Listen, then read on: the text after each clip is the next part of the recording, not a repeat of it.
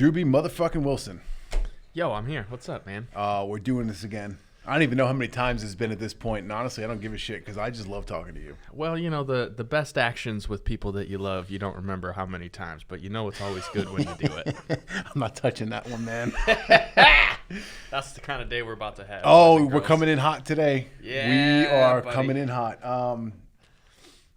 We've been seeing some shit, and we're about to call some people out, and if we piss you off, oh well. If we piss you off, good. I mean, I wouldn't say we're going on a rant, but I think it's an important conversation to be had because our perspective, right? Hindsight's 2020.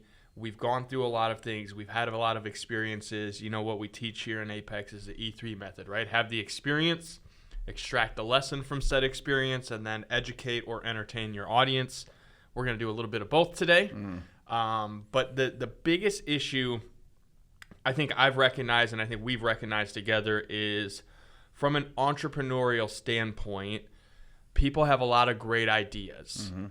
And a lot of our people, they take action on those great ideas, but the problem is that the ideas haven't been fully fleshed out. And there's no real purpose behind the action in the long run. Yes, let's go take immediate imperfect action, which I agree with. Important. But there's no back end to capture. There's no game plan put into place. And if you know anything about the way that I operate, the way that my fucking weird brain works, I do everything in reverse. Okay, cool. This is a great plan, and we're going to make it work. But we need to start with the end in mind first. We need to go, what's the end result? And we need to build that first and then work backwards and say, okay, well, cool. So like, for instance, we'll go with launching an event, right? Cool. We know what the event is. We know what date it's going to be. We know what we're going to charge for tickets, but we need to build the back end first. So when someone does purchase a fucking ticket, it drops them into the right follow-up emails, campaigns, text messages, that kind of shit. So in order to do that properly, you have to build those follow-up campaigns, those sequences, those emails, those text messages. It has to get built and written and put into place before you actually launch the funnel and says, hey, come to my event and spend money. Yeah, but I think there's even a step before that, though, and it's what is the purpose of the event? Correct. Okay, cool. Hey, we're going to put on this event, and we're going to invite people in, and they're going to pay for tickets and blah, blah, blah, blah, blah. Fuck all that. Yeah. Like, what happens after the event, though? Why are they coming to the event? Is it I'm going to show up and I'm going to get this one thing, and then I'm never going to fucking do business with this person again? Yep. That's not how it should be set up, right? Like, if you're thinking entrepreneurial, what's the next sale? These people already know, like, and trust me. What's the next step in the process? And so many people get hung up on this shiny object of, I'm going to throw an event. I'm going to start a mastermind. I'm going to write my book. I'm going to start a podcast, right? Like, these are all very, very important pieces of the machine that we're teaching people to build. Yeah. The problem is they're putting them in the wrong order. It's like, hey, I'm going to build a race car, and I'm going to put fucking the motor in there and take it to the track, but I'm not going to have any tires on it. Right. Like, well, what the fuck good is that going to do? Yeah. Yeah, it's going to sound cool, but it doesn't really get you anywhere. And that's the issue that we're seeing a lot of is young entrepreneurs getting great ideas and seeing that, hey, this is a path to this result, but failing to implement the specifics and understanding the bigger purpose with that project. Yeah, I see a lot of shiny object syndrome. I see a lot of, oh, that would be really cool to write a book and become an author. And yes, there is truth to that. But going back to what you just said, what's the end result you're looking for? What's the purpose? What's the intent? What are you going to do with that book once you've written it? Yeah. And, you know, I think we can both speak to this because having written the book, and I think 2.5 years ago when we went through that process, we did have an idea of what we wanted the book to be. But I think we also recognize now that had we spent just a little more time getting dialed in on what that back end looked like, right? What's next after the thing? We could have been significantly more successful with it. And we've both been very successful. We've written books. We've used it to get on stages, and lots of other things have come from that. But I think that's why we wanted to talk about this today, though, because we recognize now that, hey, had we been just a little more thought out on these processes, we'd have millions and millions of more dollars or millions of dollars worth of opportunity falling in our laps more than what we have now because we'd have been more intentional. And I know this from like doing the audio version of my book, right? I wrote it, put it out. A year later, I decided I'd do the audio, which as I'm reading through it, I'm looking at it going like, I wouldn't have said it that way now. oh God, this sounds like dumb. Like who approved this shit? Well, it was me 2 years ago, but my skill set has developed, right, exponentially because of the people I'm around. But that's why I think it's important. Like, hey, had I been more fleshed out on this idea, or had some more guidance on, okay, man, this is great, and it's where you are personally now, but you're not doing it for where you are now. You're doing it for where you're going in 5 years. Correct. That would have been a different conversation. Yeah, I agree. One of the biggest mistakes I see people make with the book is, all right, cool, shiny object syndrome, or shit, maybe they actually are ready to write the book in their build your machine journey. Sure. Cool, you write the book, and then you do absolutely fucking nothing with it once you've written the book. And it kind of goes into the lost abyss of hundreds of thousands, if not millions, of other entrepreneurs or other people who've decided to write a self-published book on Amazon. Yeah. Okay, cool. You wrote a book. You're an author. Congratulations. That is an accomplishment, and I'm not detracting from it whatsoever. But what the fuck are you doing with the book?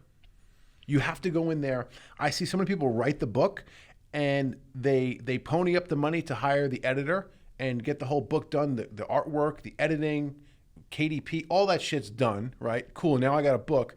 But you were too cheap or less abundant thinking, less forward thinking, and you say, I can't afford the personal website. No, you need the personal website. You need to brand yourself if you're going to become that published author. And that website needs to be separate from your business. So if you've got 3 businesses, you've got 3 separate websites for those businesses, cool. You yourself are a business. You need to brand yourself as an individual. And I see so many people just go in, they put all this effort, energy forth, and they spend a couple bucks to get the book edited, written, and they do none of this on the back end. Well, I think people need to realize that the book is a piece of the machine. Yes, it is. It's the supercharger that you add to the already built race car that makes it go faster, right? This has always been my analogy for the building machine. Hey, if we're going to build a race car, we're going to build it from the ground up.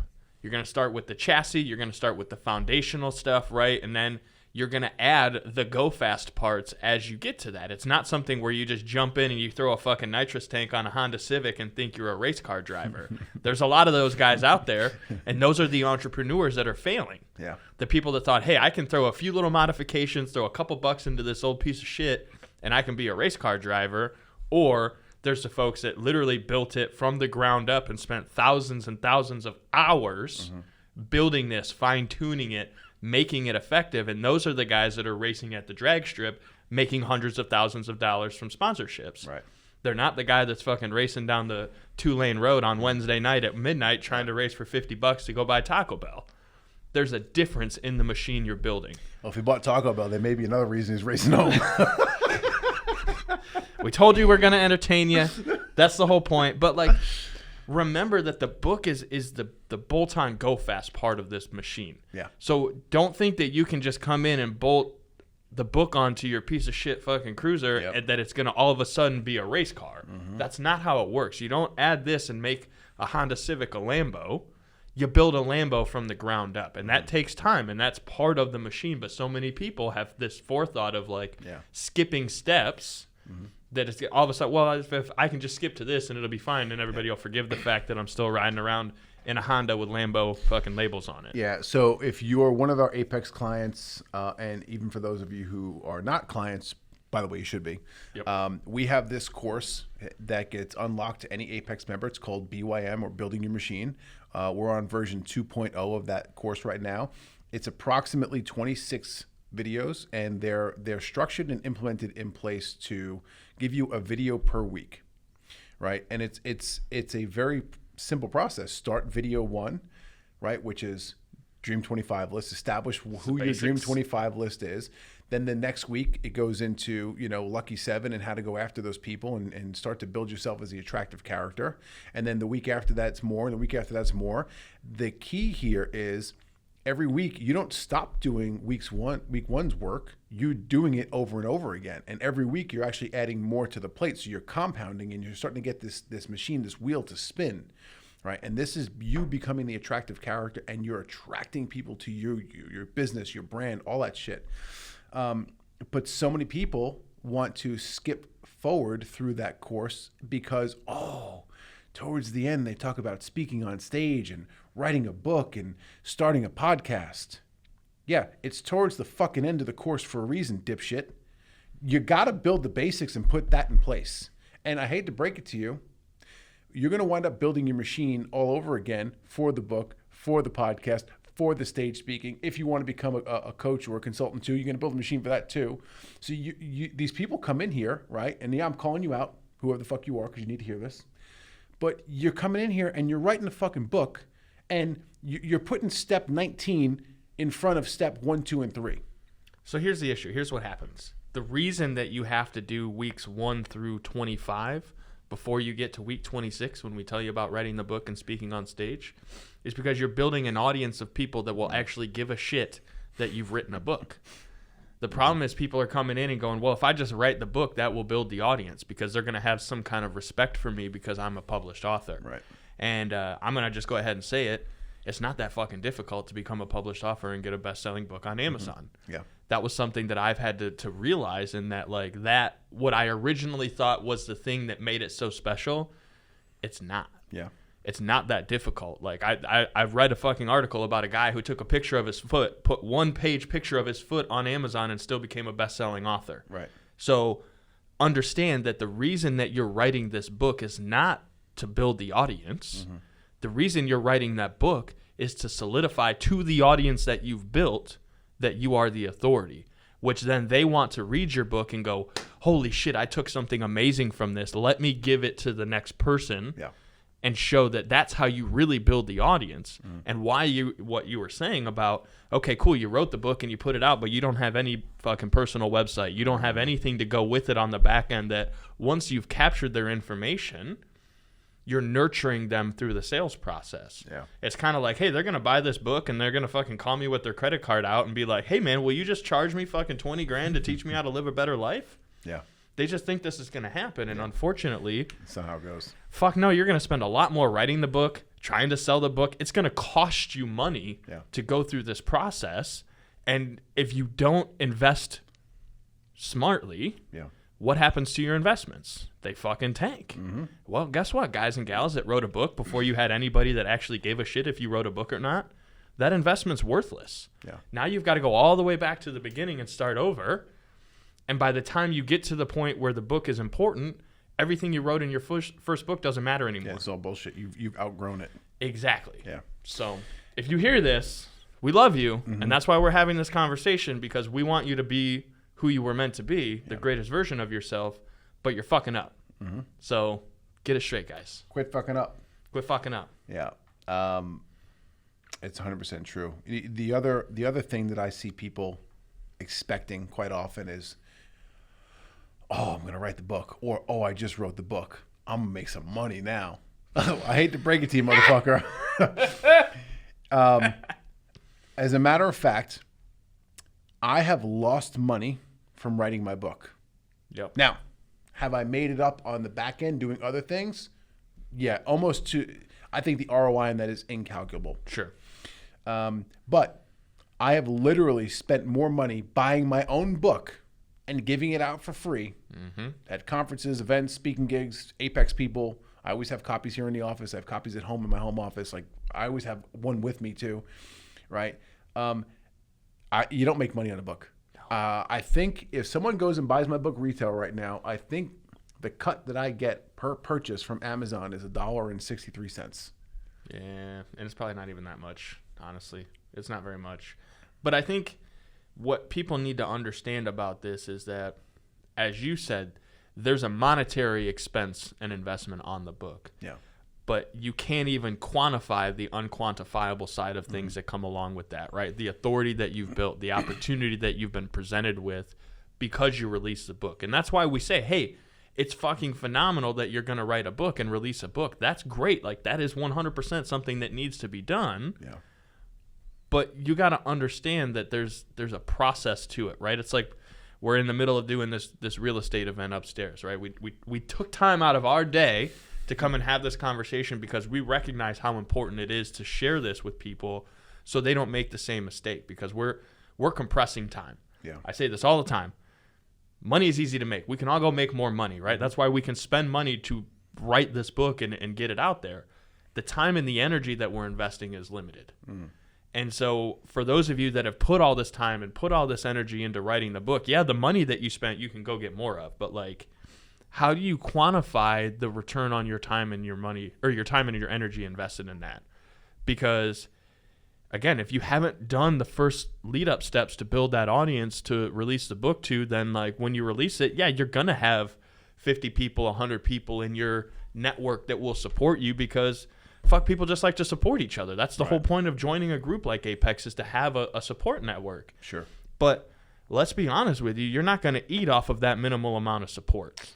Nope. So what are you really doing to make sure that there is a purpose and an intention with the book? What problem are you solving for people that's going to make your book the go-to resource for this stuff? Because if you're just spitting out the same shit that you saw on YouTube videos from Eric Thomas and Ed Milet and Ryan Stewman and all these other guys, yeah, that's all well and good, but there's 19 million other fucking entrepreneurs that have done the same thing. Yeah. So what are you doing to differentiate yourself, right? What have you done as far as trademarking that phrase? Do you even know if this is something that can be played out long term in your favor? Because what happens if you write this book and then you find out that there's some other powerhouse in your industry who's already fucking trademarked everything that you think is your original idea? Yeah.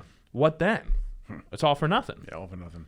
So you got to do some more research and have more intention with this idea, because if you don't, I hate to break it to you, but you're kind of wasting your fucking time and energy. For sure. Yeah, I agree with you 100%. So no secret here, but you're working on a book, another one. Multiple. I'm working on another one, and then you and me and the rest of the 4 other goons, we got one in the works too. So we got fucking book projects all over the place. As we sit here and talk shit about books, that's the best part. But the difference is we've gone in and done the work up front. This is not our first rodeo. We like, I don't need another book to be successful. Right. Okay. Like, I've already built that whole front end of my business, my personal brand authority. You have too. Sure.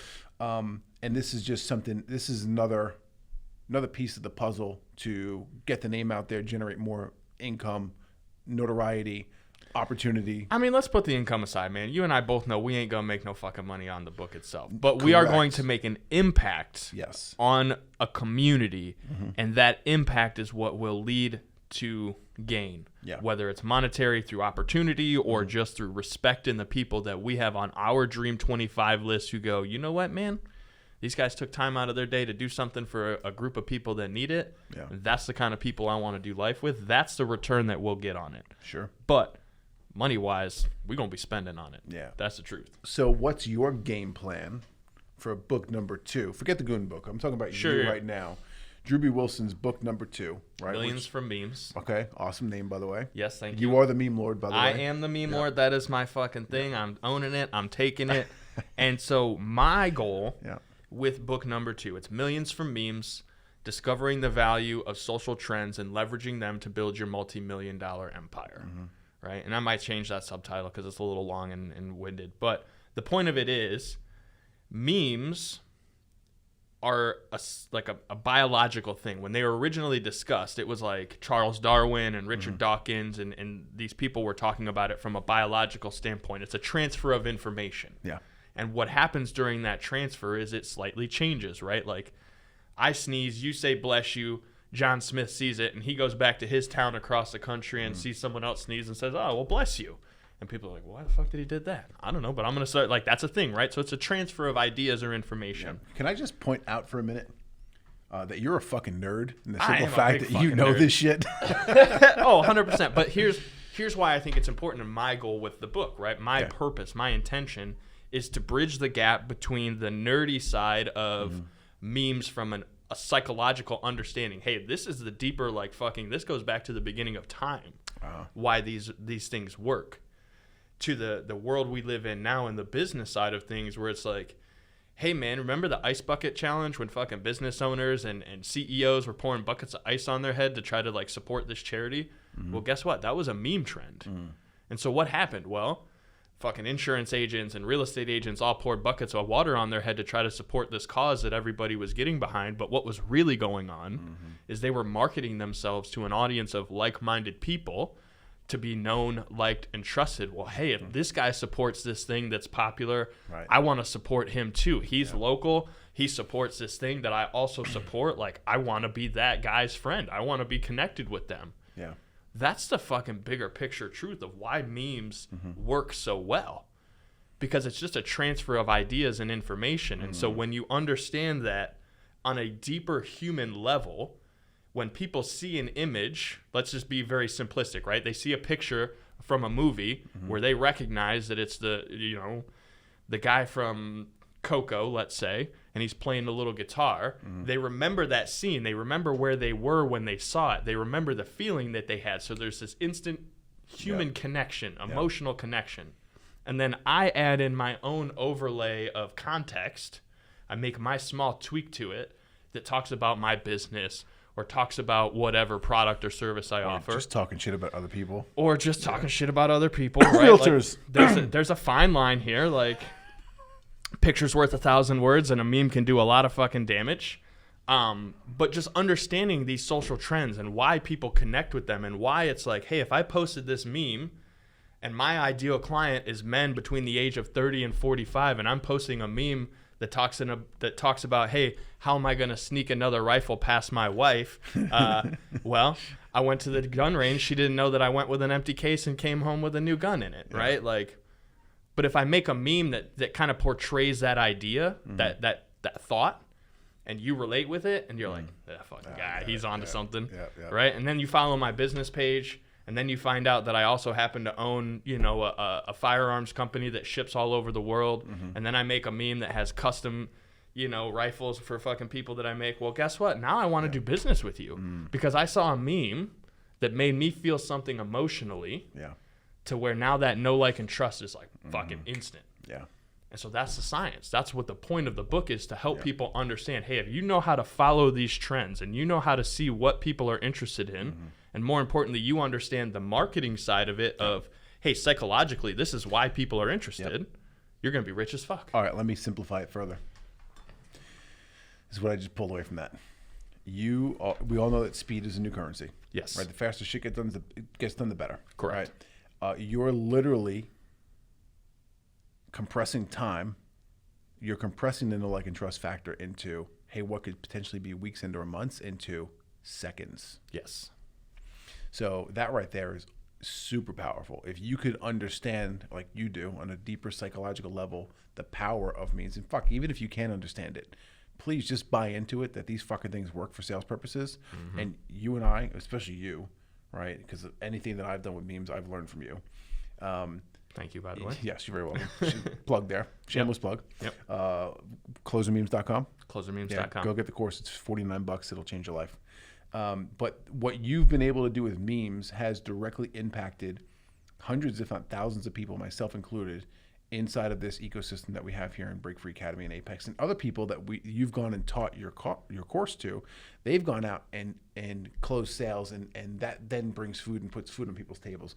So because you decided one day to get, a little crafty let's with be memes, honest, I was trolling people. I was a little salty. They were ghosting me when I called them, and I'm like, these fucking guys, they're getting it now. Yeah. And it worked. But it worked. But the whole reason that, and you explained to me, probably close to 2 years ago at this point, is, hey man, if someone's not replying to you in that DM, that text message, that email, send them a meme, right? And it's simply a pattern interrupt as well.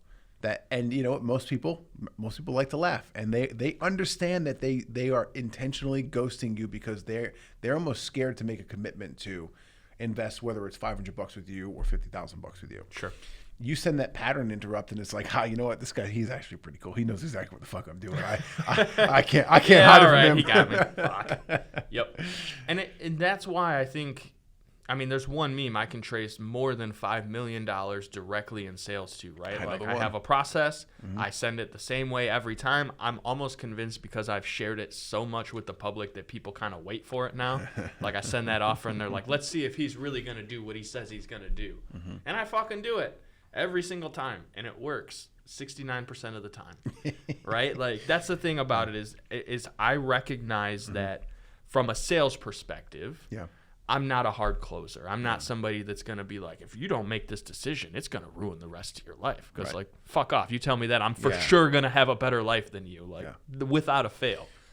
But understanding that people are people, right? And it doesn't matter if I'm doing business with a consumer that's just trying to live paycheck to paycheck, or I'm doing business with a guy that's got more money than he knows what to fucking do with. They still are people. And people do business with people that they know, like, and trust. And for me, from a sales perspective, I want that trust factor of like, yo, I'm just like you. I'm here to help you. Whether you want to take it or not doesn't make a big difference to me. I'm still going to eat. My family's going to be cared for. Yes, I'm here in sales to make money. Like, my job is to like close deals. But at the end of the day, I'm not here to make you make a decision. I'm here to help you do what's right for you. So whatever decision it is, whether you want to move forward, awesome, here's the next step. Or, hey, man, just fucking let me know you're not interested. That's cool. I don't want to waste your time or mine. I'll move on to the next thing. But if I can do that in a way that doesn't come across like an asshole, and I can do it with a meme where you look at it and you're like, yeah, he's definitely calling me out right now, but it's kind of funny, so I'm going to give him the benefit of the doubt that he's all right. Yeah. Like, cool. That's the difference, right? I'm a person, you're a person, whether we're doing a $500 deal or a $500,000 deal. Yeah. You still want to have that trust and likability in the person you're doing business with. And what I know is that by having that level of trust and respect, they're going to come back to me over time. They're not going to feel that buyer's remorse of like, man, yeah, I got the thing, but that guy was kind of a dick, and I kind of feel greasy and grimy about the whole process, and I don't really want to go through that again, you know? And so it sets a bad tone. Yeah. So for me, I'm like, hey, man, let's have some fun. Let's be who we are. Let's do the thing, because at the end of the day, whether you want it or not, I'm just trying to help. Yep. And that's really where the memes can step you apart from everybody else, because you can really touch on that emotional side without having to write a fucking book to tell your story. Hey, man, here's a picture that you and I are going to relate with and a funny saying over it that makes you laugh. Yeah. That's going to go deeper than any fucking 300-page book that I can write and tell you my sob story about what I went through. Like, great. Here's a meme. It goes back to speed.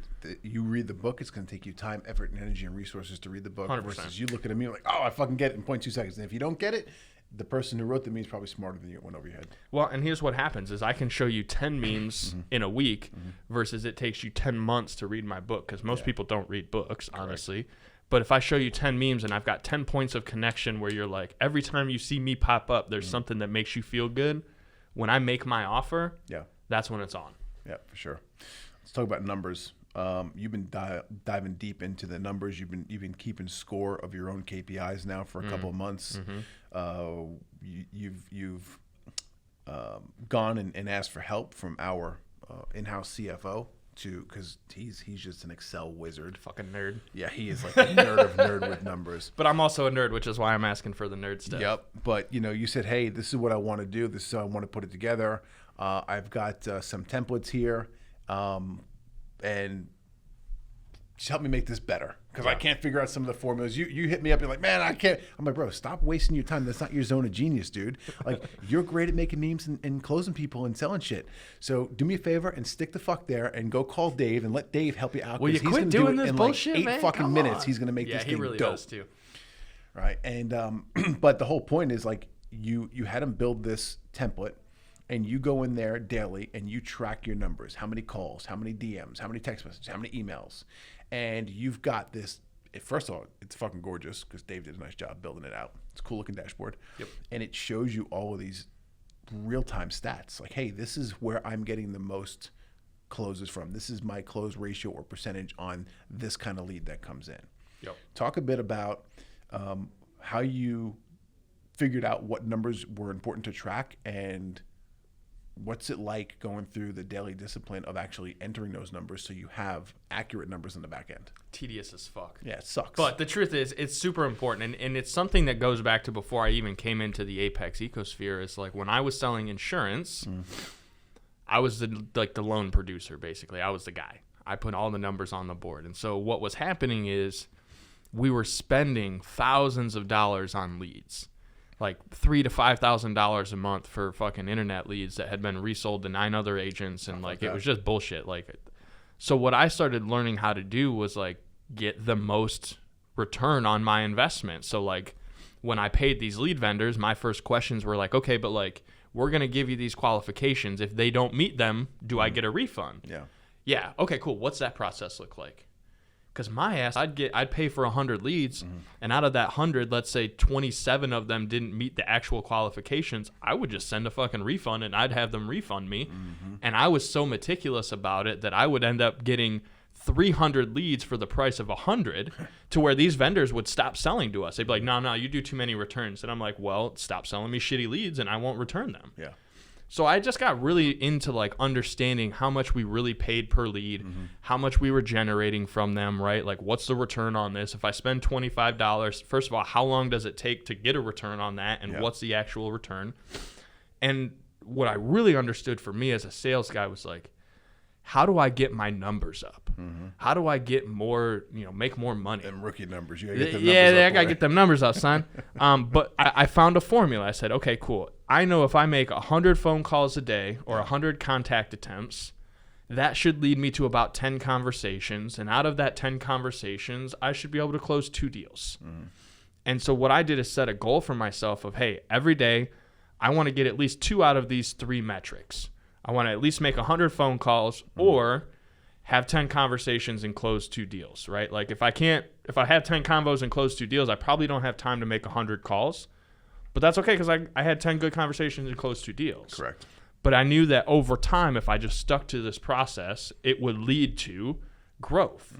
And then when I came to BFA, that kind of went out the window. We had all new systems and all new processes, so I kind of had to relearn some stuff. And I got to a point where I started realizing, like, I'm going through all these old leads and I'm calling all these people, and I'm thinking to myself, like, I'm making a lot of money from this and follow-up. But then when I started actually tracking, I found that was like 10% of where my real volume was coming from. So I'm like, well, shit, I'm spending 3 hours a week calling all these old leads. I could probably knock that down to an hour and then spend 2 hours focusing on my current clients, because my referrals close 80% of the time versus cold leads are closing 25% of the time. So why the fuck am I not spending more time building relationships and getting referrals? But that data tracking is what allowed me to see that. Because we can make as many, educated guesses as we want, but the truth is in the numbers. The numbers don't lie one way or the fucking other. If you spend X amount of time on these kind of prospects, this is the closing ratio that you can expect based on your current skill set. This is the return on the investment of that time. Yeah. What the fuck you gonna do? Yeah. I like it. Yeah, it's definitely helped out. You've been jumping in there and studying it, and you've shared a lot of the metrics with me and be like, hey, this is what we got going on. But that also helps you become a more effective and better leader for your team who you coach who's under you. Yeah. Because you're like, okay, cool. I know what to delegate off my plate to give to them. Because like, hey, you guys, you're more of an entry level position. You're a customer service rep, which is the beginnings of someone coming into a sales role in our organization. Like we've built a true progression path to go from, hey, you're a CSR. If you want to become a real full-blown sales rep one day, these are all things you got to do. And in order to do that, you've got to get in front of people and start having conversations. Cool. Well, I'm not going to give you a lead that I have that's like a 90% close ratio for an Apex executive sale at $60K. Realistically, it makes no sense. But I'm going to give you some of these other ones that are like, I've been following up with this guy for 2 years and I haven't heard shit. Or, hey, this is a lead that came in from X, Y, and Z. Or, you know what? Hey, this is a lead that came in from someone who's a good fit for Apex Entourage, our entry level program.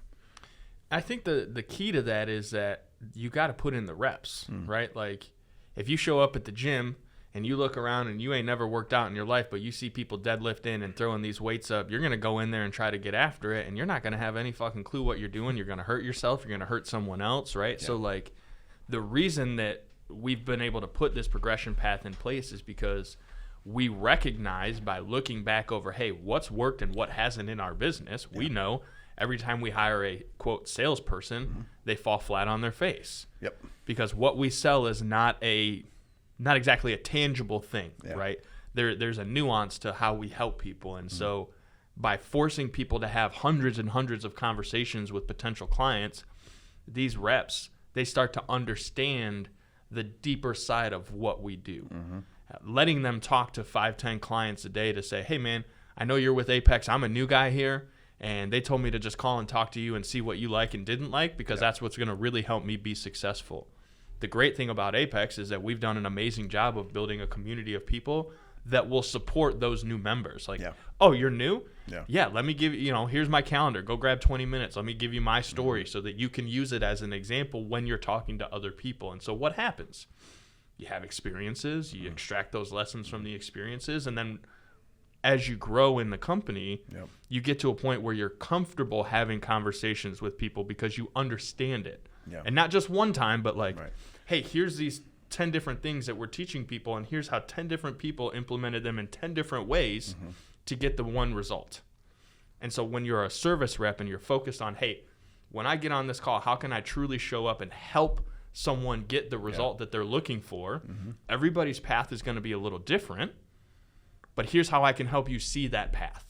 That's what makes people successful in our business, because we deal with smart MFers all day long. And they see through the bullshit immediately. So any sales guy that comes in and tries to do their bullshit sales tactics, they get fucking laughed out of here.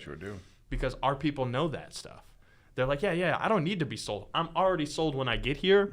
It's your job not to fuck it up. Secure the bag, son. Secure the bag. Show me what I'm going to get out of here instead of trying to sell me some bullshit, because I don't need that. I got enough bullshit in my own life. That's why I'm here in this room, because I want to get away from it. So help me out. For sure. It's funny. Our fearless leader, Ryan Stewman, every so often he's good for just sending a quick message to either you or me. And the other day I'm sitting home. It was a long day, man. It's like a lot of shit going on, both personally and business-wise right now. We got a lot of moving pieces. Jesus. And he sends me a text message, and he's like, hey, you're doing a great job. Okay, that was two separate. Hey was the first text message. You're doing a great job was the second message. And then like 30 seconds later, the follow-up comes, don't fuck it up. Let's talk about that phrase for a second, because like it is our mentality around here. And I think like I've been working with a personal therapist to kind of get some, just outside business perspective, right? I think it's something that like I was a little hesitant about at first, admitting like, oh, I need help. But the truth is, man, we're paying thousands of dollars for mentors to tell us we're fucking up. But I've always seen that as kind of like it's their job to also keep us as clients. So to a degree, the stuff that they're giving us has to be molded in a certain way. So I'm like, let me get some outside perspective, totally different. But like I had said that phrase, don't fuck it up. And he's like, yeah, but don't you feel like with as much as you talk about manifestation and as much as you talk about putting your thoughts into reality, don't you think that's a bad way to approach it? And I went, well, way to fuck up that phrase for me, sir. Like, come on, Bill, what's the deal? And he's like, yeah, but if you're saying that, then you're assuming that you're going to do something that could potentially cause that. So let's rewire that thought of like, hey, let's keep crushing it. Like crush the day before it crushes you. That's a fucking trademark phrase. I own that shit. And that's the new, like, that's the mentality I've got to move into, because admitting that it's possible to fuck up makes it a possibility.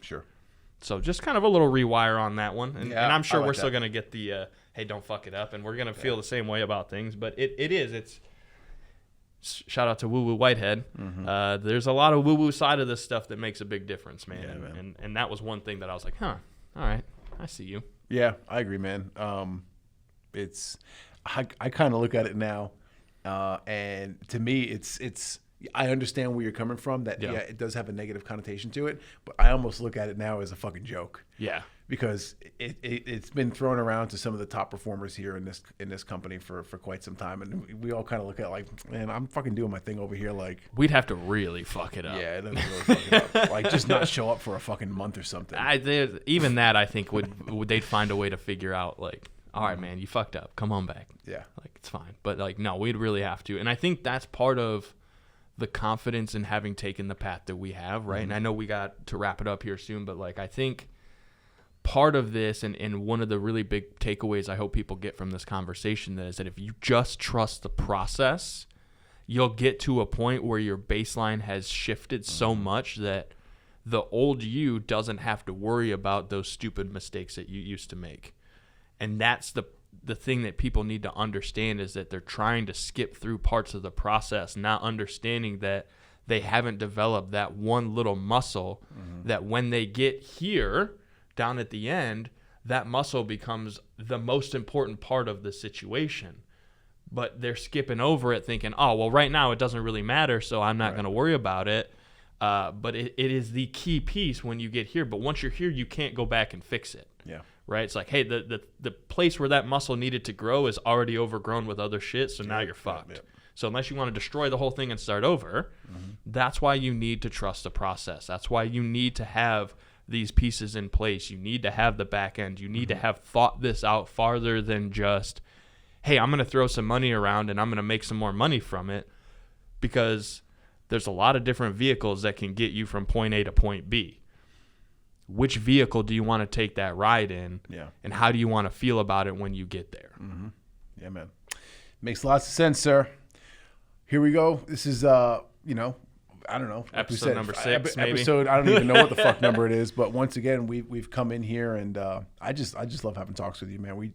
You and I have always gotten along really well. You and I could also talk for fucking hours on end. That's why I was like, fuck, we got to wrap it up. We'll be in here all day. But it's always great getting your perspective, because I think that every time that you and I do come into this room and we have a deep conversation like this, it's evolved. I mean, I think we've purposely done these like almost quarterly at this point, because we recognize with the growth that we're experiencing, we know that the best thing for us to do is go and pour that wisdom into the people around us, because it's the trickle-down effect, right? We're getting it from the guys up top. Yep. It's coming into our cup, and we know that the only way to make room for more of that is to share it downwards down the hill.